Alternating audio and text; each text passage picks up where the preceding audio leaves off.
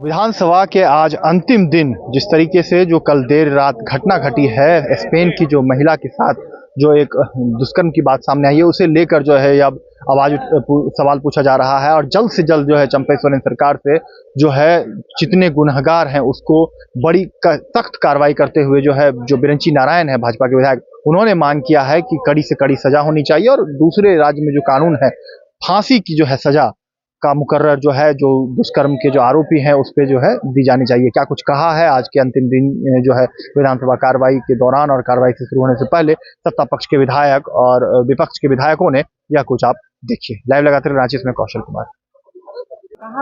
आज सदन जैसे ही शुरू हुआ तो हम लोगों ने स्पेन की महिला के साथ जो बलात्कार हुआ था उस विषय को सदन के पटल पर रखना चाहा और इसके माध्यम से सरकार से जवाब चाहा।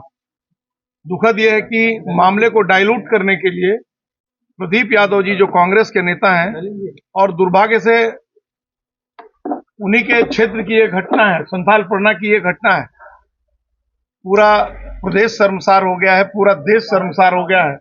और दुख इस बात का है कि स्पेन की महिला के साथ जो बलात्कार हुआ है ये अंतर्राष्ट्रीय खबर बन गई है। आज जिस प्रकार से कांग्रेस के लोगों ने, जेएमएम के लोगों ने इतने संवेदनशील विषय को भी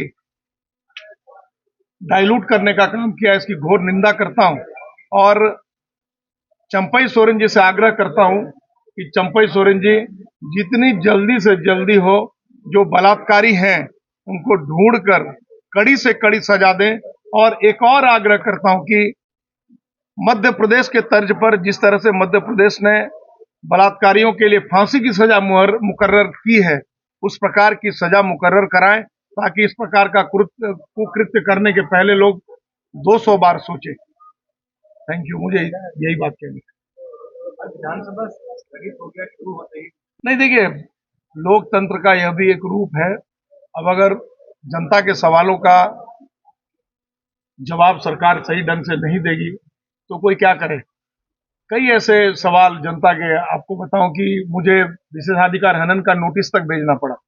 अब सारे लोग जानते हैं कि ईडी के कार्रवाई के चलते ही आज जो भी झारखंड में मुख्यमंत्री अंदर हैं, जेल के सलाखों के पीछे 2 IAS अधिकारी हैं, 1.5 दर्जन से ज्यादा पावर ब्रोकर अंदर हैं, जेल के सलाखों के पीछे हैं।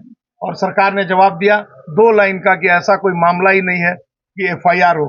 तो जब इस प्रकार का जवाब सरकार से मिलेगा तो क्या आप अपेक्षा करते हैं कि हम सदन चलने दें? जी, तो अंदर में तो सवाल ये उठता है कि प्रधानमंत्री जो भाषण कल दिया है वो काफी एक स्तर से नीचे का है। देखिए प्रधानमंत्री जी ने क्या कहा, प्रधानमंत्री जी ने कहा, आपने भी प्रेस मीडिया के लोगों ने भी देखा सुना, माननीय प्रधानमंत्री जी ने कहा कि जो भ्रष्टाचार करेगा उसे खाने नहीं दूंगा।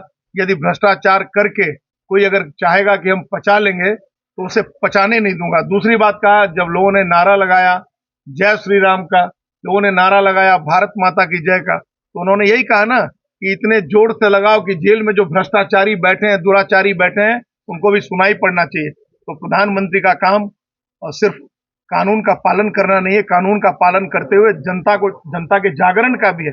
और मैं प्रधानमंत्री जी के वक्तव्य का समर्थन करता हूं कि चाहे भ्रष्टाचारी चाहे कोई भी हो, वो जेल के अंदर हो, जेल के बाहर हो, वो अगर ऐसा सोचते हैं कि मोदी जी के राज में कोई भ्रष्टाचार करेगा, पचा लेगा, तो मोदी जी हलक में उंगली डालकर और निकालने का काम करेंगे। उसी का दर्द कांग्रेसियों को है, उसी का दर्द जेएमएम और आरजेडी के नेताओं को है। Thank you.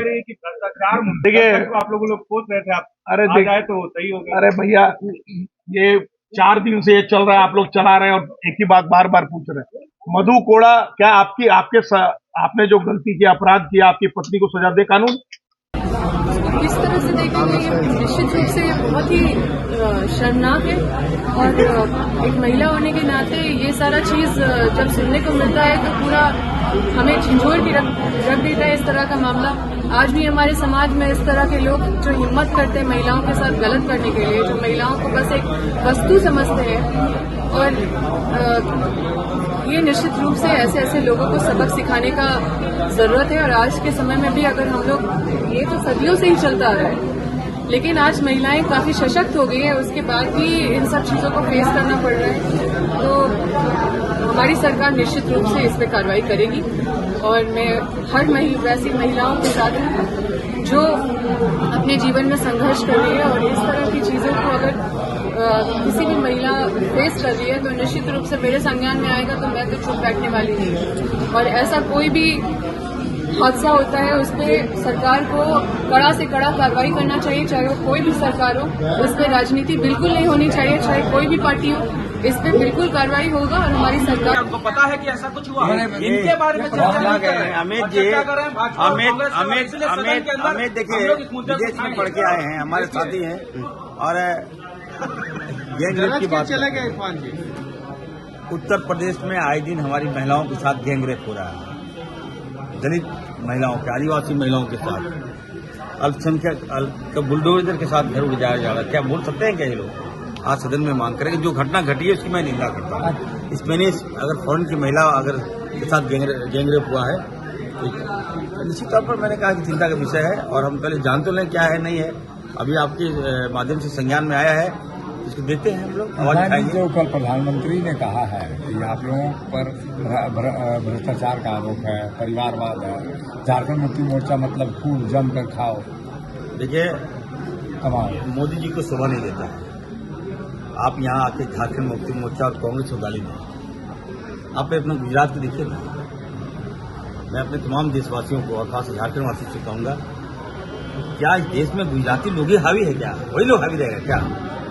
सारा बड़ा बड़ा पूंजीपति व्यवसाय लोग गुजराती, प्रधानमंत्री, होम मंत्री, सब व्यवसाय गुजराती, ये नहीं चलने देंगे। हमारे झारखंड के लोग भी प्रधानमंत्री बनेंगे, झारखंड के लोग भी आएंगे और हम लोग गुजरात में जाके ये बात कहेंगे कि बीजेपी चोर है। इरफान जी, इतना पैसा पहले कभी नहीं देखे थे, बोल रहे प्रधानमंत्री। ढेर मिलता था, पैसों का ढेर मिल रहा है। अब देखिए मोदी जी से आप मेरा कंपेयर मत कीजिए। मोदी जी को खुला छूट है, कुछ भी बोल सकते हैं। मोदी जी है तो मुमकिन है, मोदी जी है तो 40,000 करोड़ माफ है। अडानी है, मोदी जी है तो अंबानी है, मोदी जी है तो पेट्रोल के दाम 110 रुपया है, मोदी जी है तो डीजल के दाम 108 रुपया है, मोदी जी है तो गैस के दाम 110 रुपया है।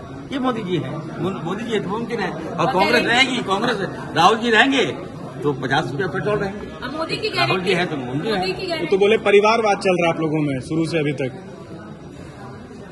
अब जेएमएम के एक लोगों में झांक के देख लीजिए, सब आपको उस परिवार के लोग मिलेंगे। प्रधानमंत्री मोदी जी पर टिप्पणी नहीं करना चाहता, लेकिन बीजेपी के दूसरे नेताओं को कहूंगा, पहले अपने औलाद को पैदा करना सीखो। ठीक है, औलाद रहेगा तब ना हमदर्दी रहेगा भाई। आज अगर आपके पास बाल बच्चे हैं, अगर आपके बच्ची को जरा खरोच लगती है तो दर्द होता है पिताजी, माँ बाप। मोदी जी शादी ही नहीं की है। मोदी के बारे में मैं नहीं कह रहा हूँ, मैंने कहा ना उनके नीचे नेताओं के बारे में। तो इसलिए औलाद जो जिनके पास औलाद है वो इस तरह की बातें नहीं। बहुत ही दुर्भाग्यपूर्ण रही है और इसमें राज्य की छवि खराब होती है। और हम लोग बार बार कहते हैं कि ये सरकार में सुशासन नाम का कोई चीज ही नहीं है। और वैसी जगह जहाँ से मुख्यमंत्री, पूर्व मुख्यमंत्री हेमंत सोरेन जी, जहाँ पे गुरु जी बसंत सोरेन जी का कार्य क्षेत्र है, और वैसे जगह पे जब लोग सुरक्षित नहीं है, ये तो विदेशी है, यहाँ पे आदिवासी सुरक्षित नहीं है, आम लोग सुरक्षित नहीं है। रोज की घटना आप लोग अखबार के माध्यम से, आपके चैनल के माध्यम से बोल रहे देखते हैं। यहाँ पे सरकार का एक सूत्री कार्यक्रम है, लूट खसोट करना, पूरे राज्य को लूटना और सरकार बचाना। इसके सिवा ना जनता का इनको चिंता है। मैंने बार बार कहा, सदन में भी कहा कि आज के थानेदार का जो थानों में पोस्टिंग होता है, जब कभी भी कोई भी थानादार का पोस्टिंग होता है, सबसे पहले ये जानना चाहता है कि कहाँ पे क्रिमिनल क्षेत्र है, कौन उग्रवादी क्षेत्र है, कौन उपद्रवी क्षेत्र है। अभी के थानेदार जाते हैं, सबसे पहले पूछते हैं कहाँ से कमीशन आएगा, कौन बालू गाड़ी आता है, कौन लकड़ी गाड़ी आता है। और ये सिर्फ वसूली पदाधिकारी के रूप में बैठा के रखे, थानेदार बैठा के नहीं रखे। सरकार को ये लोग मोटे मोटे पैसा पहुंचाते हैं, उसके बदले उनका पोस्टिंग होता है। तो उनको लॉ एंड ऑर्डर, सुरक्षा, पेट्रोलिंग से क्या मतलब है? वो तो बालू के घाट पे जाके गाड़ी खड़ा करके अपना रखता है, पेट्रोलिंग गाड़ी खड़ा करके रखता है। वो कोयला जहां से निकलता है वहां पे पेट्रोलिंग गाड़ी खड़ा कर रखता है। आम लोगों का सुरक्षा, शहरों में, गलियों में पेट्रोलिंग होनी चाहिए, वो कहाँ हो रही है? आज जहां भी गांव में जाके देखिए, घरों में चोरी हो जाता है, बलात्कार हो रहे हैं, वो बेटियां सुरक्षित नहीं है। सीएम, पूर्व सीएम जो अपने गुरु जी थे हमारे शिबू सोरेन जी, उनके घर के सामने गोली चल जाता है। ऐसा सरकार देखिए, कहाँ सुरक्षा, कौन सुरक्षित है? इससे इस सरकार में पूरे राज्य की छवि खराब हो रही है। निश्चित रूप से पूरी जनता देख रही है। आज ये लोग ढिंढोरा पीट के बोलते हैं कि हेमंत सोरेन जी को जबरदस्ती जेल भेज दिया गया। जब जबरदस्ती जेल भेज दिया गया तो आज क्या हो रहा है? आज क्या हो रहा है बताइए? और ऐसी स्थिति में केंद्र सरकार अगर हस्तक्षेप नहीं करती है, राजभवन हस्तक्षेप नहीं करती है, तो फिर बचेगा क्या? मतलब लूटने का पूरा छूट मिले, ऐसा ये सरकार चाहती है। लॉ एंड ऑर्डर को लेकर सदन में सवाल उठाइए ना। बिल्कुल, अभी चलेगा, उसी पे चलेगा, लॉ एंड ऑर्डर पे ही चलेगा। और हमने बार बार जितने भी हमारे वक्तव्य में सदन में हमेशा मैंने लॉ एंड ऑर्डर को लेकर के सीओ बीडीओ जो लूट मचा रखा है सब जगह पे, दारोगा लूट मचा रखा है। यहाँ तो सारे लोगों का पोस्टिंग, चपरासी तक का पोस्टिंग बिना पैसे का नहीं हो रहा। क्या सरकार चलेगा? क्या आम जनता को सुरक्षा मिलेगा? ये सरकार में सिर्फ लूट कर खसोट चल रहा, कुछ नहीं कर रहा। लाइव लगातार के वीडियो को लाइक करें, सब्सक्राइब करें और बेल आइकॉन को दबाना न भूलें।